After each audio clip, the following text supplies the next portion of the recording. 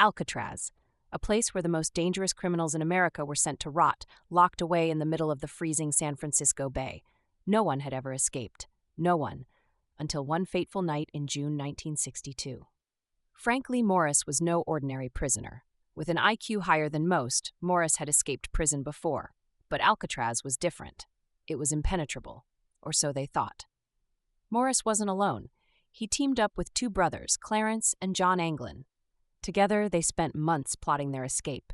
Their tools were makeshift, crafted from what they could scavenge: spoons, nails, even a small drill made from a broken vacuum cleaner. Bit by bit, they began to chip away at the cement walls of their cells, working quietly during the night. Behind each of their beds, they created small holes that led to a hidden corridor, but they needed time away from the watchful eyes of the guards. So they created dummies. Heads made from paper mache, complete with real hair, carefully placed on their pillows each night. It was the perfect illusion, just enough to buy them time. On the night of June 11, 1962, the time had come. Frank, the Anglins, and another inmate, Alan West, made their move. One by one, they slipped through the narrow holes and made their way to the roof of the prison, using the skills they'd perfected over months of preparation. But Alan West struggled to remove the vent in his cell. His delay cost him his freedom. He was left behind. Down to the shores of Alcatraz they went, where a raft made from raincoats lay in wait.